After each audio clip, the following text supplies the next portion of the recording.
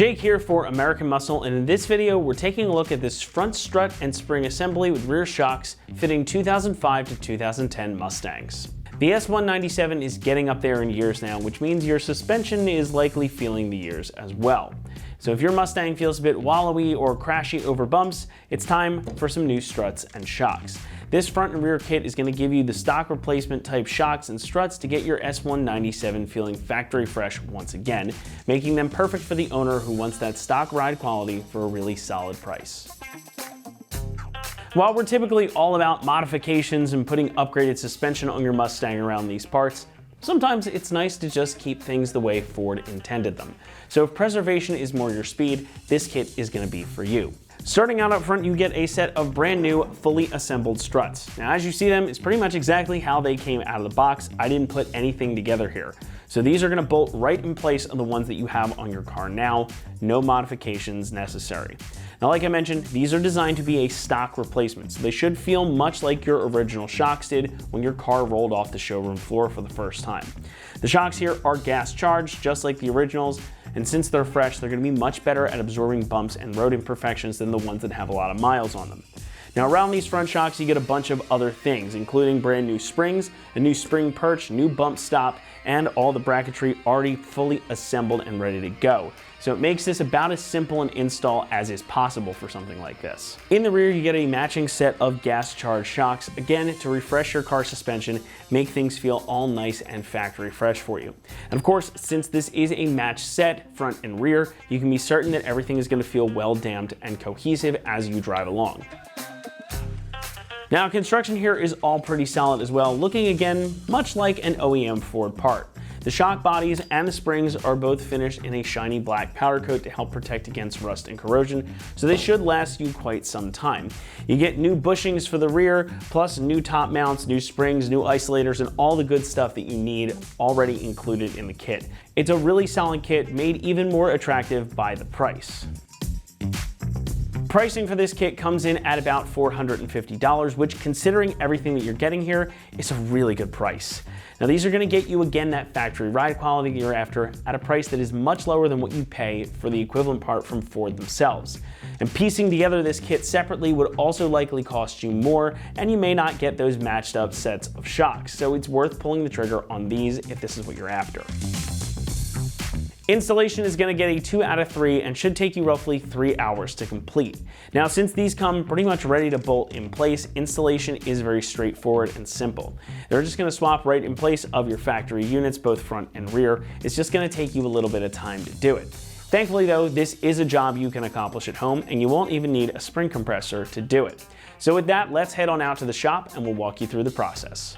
All right, the tools you'll need for this job are a 3/8 impact or ratchet, a 1/2 inch impact gun, a 10mm socket, a 12mm socket, a 13mm socket, a 21mm socket, an 18mm socket, a 15mm socket, a 13/16 wrench, trim removal tool, and a caliper hanger. And you also might need a floor jack and or pole jack. All right, today we're gonna install some shocks and struts on our Mustang, but first we have to uninstall the stock system, so let's get started with that now. All right, now that we have the wheel off the front, first thing we need to do for the uninstall is take the caliper off. We need to take that off so that when this folds down, it doesn't pull tension on the hose. All right, we're gonna grab our impact with our 12mm socket. We're gonna take the 2 bolts out that hold the caliper on.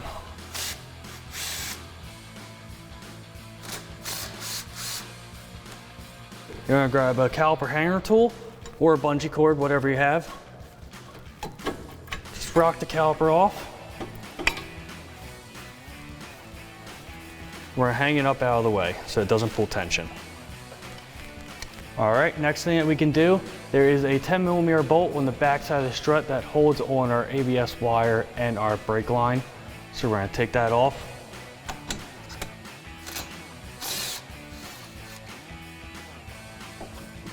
Move that out of the way. All right, next thing that we need to do is we need to take the clip off the ABS wire that's holding onto the strut. So we're gonna grab our clip removal tool, just pop it behind there, and just twist it off. All right, next thing that we need to do is we need to remove our sway bar link from our factory strut. So we're gonna grab our impact and our 18mm socket and take that nut off.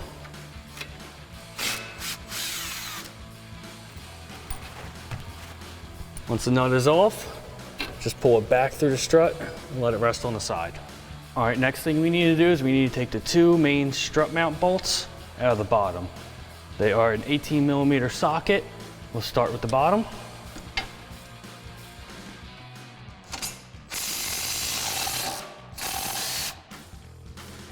Now the bottom bolt does have this retaining tab on the nut, so just remember that.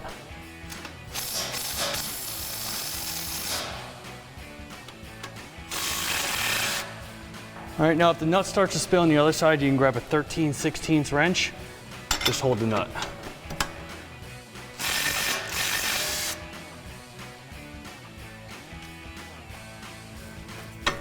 Then we can remove our bolts.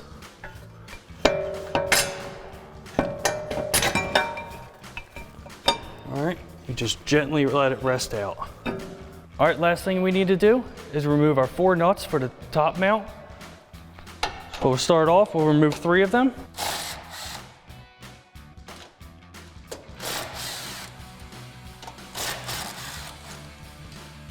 Now that you got 3 removed, you're gonna hold on to the strut underneath so it doesn't fall and remove the last one.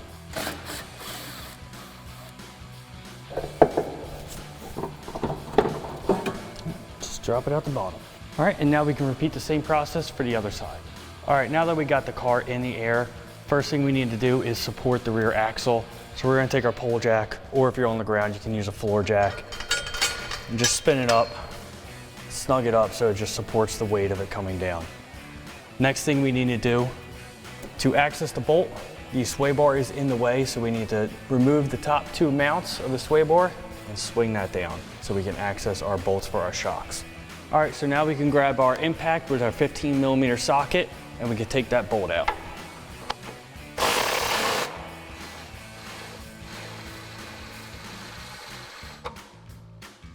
We could do the same thing for the other bolt on the other side.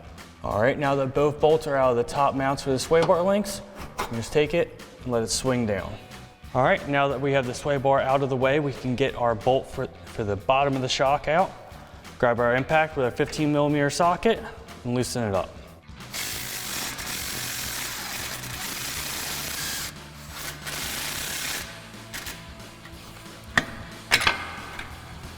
All right, now next thing we need to do is let this hang. We'll loosen the pole jack, let this hang so we can get into the trunk to access our top bolt. All right, get our pole jack out of the way. All right, now that we have the car lowered on the lift, we can access our top bolt for the shock in our trunk. All right, now that we have access to the trunk, first thing we need to do is take our side carpet, just pull that out of the way so that we have access to the top mount for the shock. We're gonna grab our impact with our 15mm socket and take that off. Now you can have someone holding the shock or it just will drop out when you take this bolt off.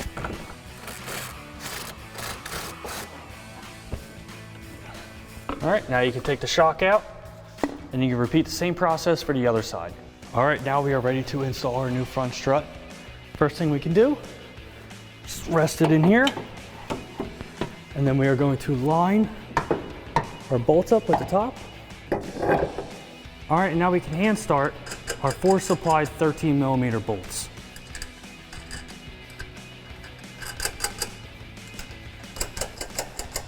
And grab our impact and tighten them down.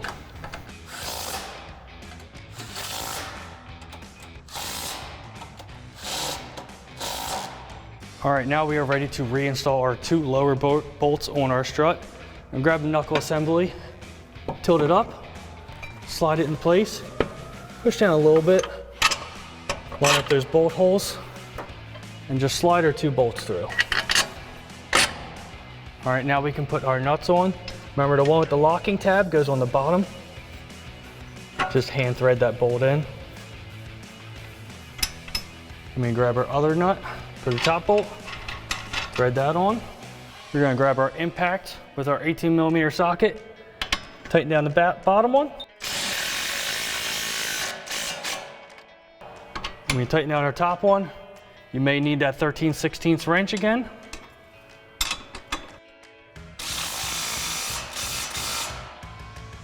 All right, now what we can do is we can grab our wire, push it back onto our strut for our ABS, and then while we're here, we can reinstall our sway bar link.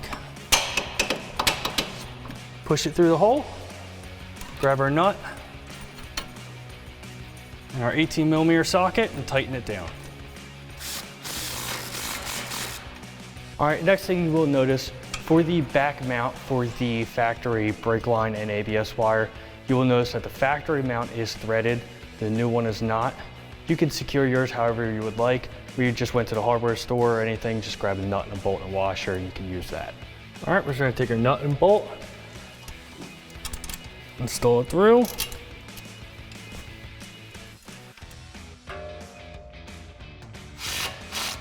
All right, next thing we can do, we grab our caliper, take our hanger off, slide it back over our brake pads.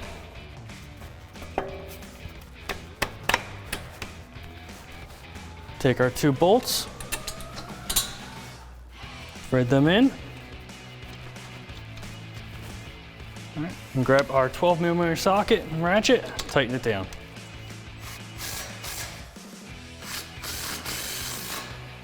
All right, now that we have everything tightened down over here, we can repeat the same process on the other side. All right, first thing we need to do to install our new rear shock is we need to assemble part of the mount. So we're gonna take our 1 dish, put it facing up, and grab our rubber mount with our cone and slide that over top. And we save the rest for when we go into the trunk to install the nut. All right, now we are ready to install our rear shock. First thing we're gonna do is we're gonna set our shock into place, grab our bolt, slide it through just to hold it up. And remember to put that bolt through from the inside because the nut has that locking tab on it. And then we can just let the shock rest while we raise the car back up and we can locate everything into place.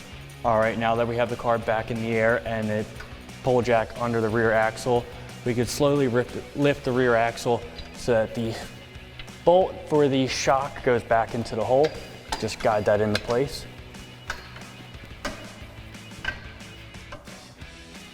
All right, once that's in place, now we can tighten down our bolt. All right, we're gonna grab our impact with our 15mm socket and tighten it down. And now we can swing our sway bar mounts back up into place.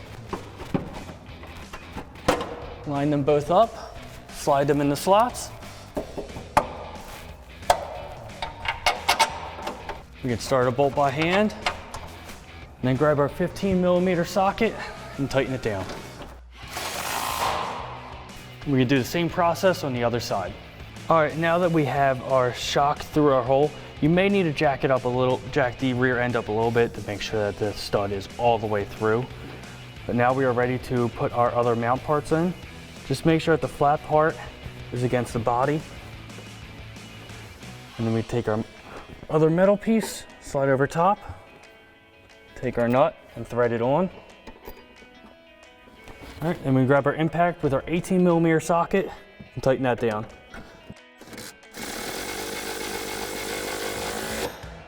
All right, now that this shock is installed, we can repeat the same process for the other side. All right, and that wraps up our install of our front strut and spring assemblies with rear shocks for a 2005 to 2010 Mustang. And remember, for everything Mustang, keep it right here at AmericanMuscle.com.